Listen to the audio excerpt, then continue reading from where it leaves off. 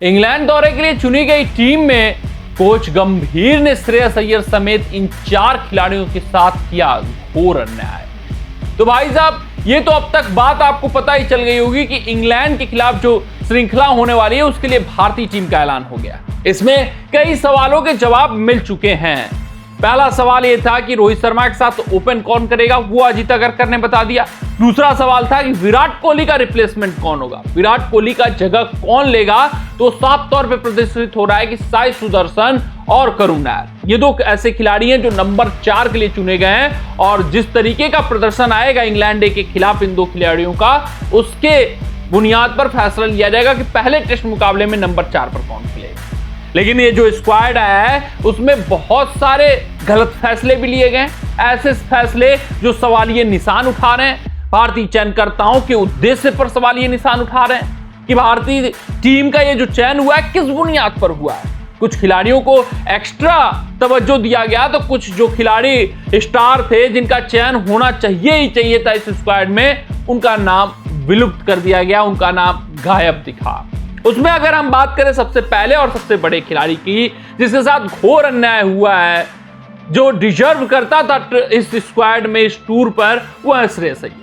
हाँ यार, हर एक बंदा ये मानता है, भारतीय क्रिकेट प्रशंसक ये जब समझता है, क्रिकेट पंडित ये भी समझ रहे हैं कि भाई श्रेयस अय्यर का इस टूर पे होना तो बनता ही था, क्योंकि जो इस खिलाड़ी ने आपको चैंपियंस ट्रॉफी जिता कर दिया है, जिस खिलाड़ी ने ओडीआई फॉर्मेट में निरंतर प्रदर्शन किया है, अगर मैं बात करूं ओडीआई वर्ल्ड कप से लेकर चैंपियंस ट्रॉफी तक, उसके बाद बात किया जाए तो ये डोमेस्टिक संस्करण जो रहा ये वाला रणजी ट्रॉफी का, वहां पर भी इस बंदे का बेहतर औसत है, लगभग 66 या 70 का औसत है। तो आप समझ सकते हैं डोमेस्टिक में प्रदर्शन करना, अंतर्राष्ट्रीय स्तर पर आपको चैंपियंस ट्रॉफी जैसा बड़ा टूर्नामेंट जिताना, वहां पर दबाव को झेलना, सोखना और ऐसी स्थितियों, ऐसी परिस्थितियों में बल्लेबाजी करना जब जब भारतीय टीम संकट में रही है, यानी संकट मोचक का भी काम श्रेयस अय्यर ने किया है। फिर हाल फिलहाल बात करें आईपीएल के मंच की, तो वहां पर भी दमदार प्रदर्शन आया है। यानी हर एक फॉर्मेट में जब श्रेयस अय्यर ने अपने आप को साबित कर दिया है।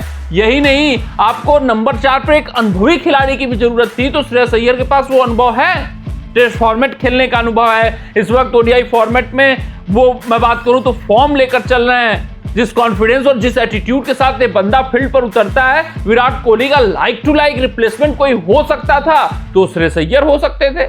लेकिन क्यों उनको इग्नोर किया गया, किस वजह से इग्नोर किया गया, ये अपने आप में बड़ा सवाल बन बैठा है। अय्यर के साथ भाई साहब घोर अपराध, घोर अन्याय हुआ है।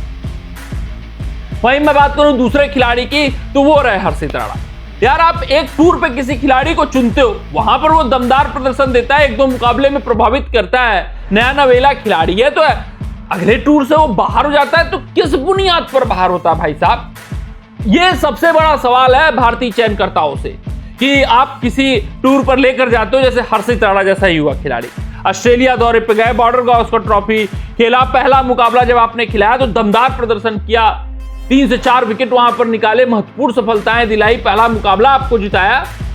फिर 1-2 मुकाबले में प्रदर्शन नहीं आया, तो फिर क्या वो अगले दौरे से पूरी तरीके से निष्कासित हो जाएगा, पूरा इग्नोर हो जाएगा, नजरअंदाज हो जाएगा? तो हर्षित राणा का ना चुना जाना भी अपने आप में आश्चर्यजनक फैसला है। हर्षित राणा ने अपने तरफ से कुछ नहीं गलत किया, उन्होंने ऐसा कुछ नहीं किया है कि भाई साहब उनको नहीं चुना जाना चाहिए था, उनका नाम यहाँ पर बनता था। लेकिन यही होता है कि किस दौरे पर क्या दिमाग ठनकता है, किस तरीके से पसंद बदलता है, ये बात है भारतीय कोच की मैं बात करूं, भारतीय चयनकर्ताओं की बात करूं, महीने दर महीने पसंद बदलते रहते हैं इनके। पता चला कोई युवा खिलाड़ी अभी सोच ही रहा है कि वो भारत का भविष्य बन सकता है, इंग्लैंड में जाकर प्रदर्शन कर सकता है। अभी हाल फिलहाल ऑस्ट्रेलिया में प्रदर्शन किया है, तब तक इंग्लैंड दौरे से नाम ही गायब हो जाता है। क्यों नाम गायब हो जाता है उसको ये स्पष्टीकरण भी नहीं दिया जाएगा, क्योंकि वो तो युवा है। स्पष्टीकरण तो बड़े दिग्गज खिलाड़ियों को दिया जाता है यार। तो हर्षित राणा को स्पष्टीकरण भी नहीं मिला होगा, तो अब हर्षित राणा खुद नहीं सोच पा रहे होंगे कि आखिरकार एक्स्ट्रा में वो क्या करें कि अब भारतीय टीम में जगह पाए। तो यही बात है कि अगर आप ले जा रहे हो किसी दौरे पर तो एक्सटेंडेड रन दो यार, अगर वो कुछ गलत नहीं कर रहा है तो इस तरीके से दरकिनार मत करो। अगर मैं बात करूं तीसरे खिलाड़ी की, तो वो सरफराज खान है। सरफराज खान, हाँ, एक मुकाबले में सिर्फ और सिर्फ मैं कहूंगा प्रदर्शन आया है, लेकिन उसके बाद न्यूजीलैंड श्रृंखला फीकी गई थी। मगर उस न्यूजीलैंड श्रृंखला पे आप फोकस करो तो बड़े से बड़े खिलाड़ी फ्लॉप हुए थे। सिर्फ सरफराज ही नहीं फ्लॉप हुए थे। सरफराज तो एक मुकाबले में दोहरा तक ठोक डाले थे, तो सरफराज तो एक मुकाबले में कम से कम बेहतर प्रदर्शन किए थे। उसके बाद जरूर उनका बल्ला नहीं बोला, फिर आप ऑस्ट्रेलिया दौरे पर उनको चुनते हो, वहां पर एक भी मुकाबला वो नहीं खेलते हैं, फिर इंग्लैंड दौरे से नाम गया।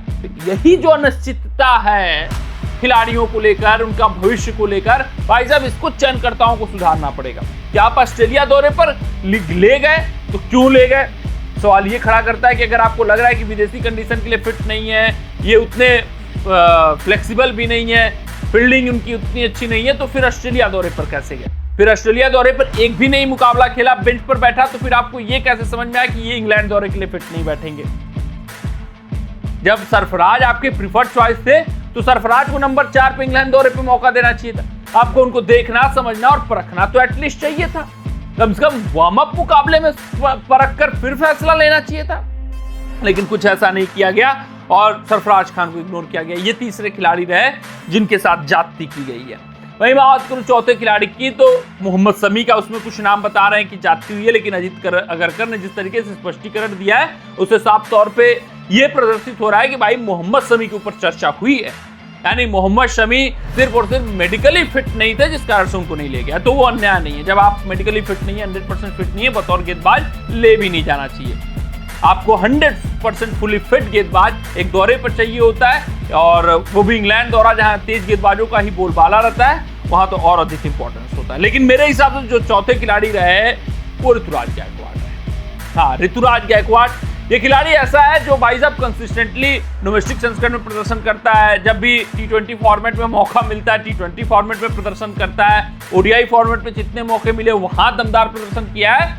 लेकिन जब कोई नया सितारा उभरता है, जब कोई बहुत बेहतर क्रिकेट खेलता हुआ दिखाई देता है, ऋतुराज गायकवाड़ इग्नोर हो जाते हैं, उस खिलाड़ी को मौका मिल जाता है। जैसे T20 फॉर्मेट में अगर आप गायकवाड़ के औसत पर प्रदर्शन देखें, औसत पर फोकस करेंगे, स्ट्राइक रेट पर फोकस करेंगे, तो कहीं से भी इनको निकालने लायक स्थिति परिस्थिति नहीं है। हर एक मुकाबले में प्रदर्शन दिया। ODI फॉर्मेट में भी भाई साहब ये बेताज बादशाह हैं, विजय हजारे ट्रॉफी पर राज चलता है इनका। तो ODI फॉर्मेट पे आप कंसिस्टेंटली इनको नहीं लाते हो, उनको मौका नहीं देते हो। फिर बात हुई कि यार टेस्ट फॉर्मेट में आ सकते हैं, ये रोहित का स्थान ले सकते हैं, टॉप ऑर्डर में इनको खिलाया जा सकता है, बतौर ओपनिंग बल्लेबाज इनको टीम में शामिल किया जा सकता है। लेकिन ऋतुराज गायकवाड़ के नाम पर दूर दूर तक चर्चा नहीं हुई। ऋतुराज गायकवाड़ एक बार फिर से इग्नोर किए गए हैं, नजरअंदाज किए गए हैं। ये ऋतुराज गायकवाड़ के लिए भाई साहब चीजें कठिन बनती जा रही, क्योंकि गायकवाड़ तो यही सोच रहे होंगे कि आखिरकार अब वो क्या करें, क्या कुछ एक्स्ट्रा कर दें कि ये चयनकर्ता मुझे चुनने लगे, क्या कुछ वो करना शुरू कर दें। क्योंकि कॉन्फिडेंस पर तो धक्का पहुंचता ही ना यार। क्योंकि आप तो यही ना सोचते हो, बतौर अगर अब भारत के खिलाड़ी हो तो भारतीय टीम को रिप्रेजेंट करना चाहते हो यार, टेस्ट फॉर्मेट में रिप्रेजेंट करना चाहते हो। लेकिन जब मौका था, जब दरकार था, आपके चुने जाने की उम्मीद थी, लेकिन आपको चुना नहीं जाता है, तो धक्का और ठेस पहुंचता है और आप अपने आप से सवाल करते हो कि आखिर और क्या। तो इन 4 खिलाड़ियों के साथ जो अन्याय हुआ है भाई, इसका जवाबदेह भारतीय चयनकर्ता है, इसके जवाबदेह कोच गंभीर है। कमेंट सेक्शन में कमेंट करके बताइएगा आपको क्या लगता है, इनमें से सबसे ज्यादा इनजस्टिस किसके साथ हुआ है। मिलते हैं आपसे अगले रिपोर्ट में, तब तक अपना ध्यान दें, सुरक्षित रहें, स्वस्थ रहें, मस्त रहें। जय हिंद, जय भारत।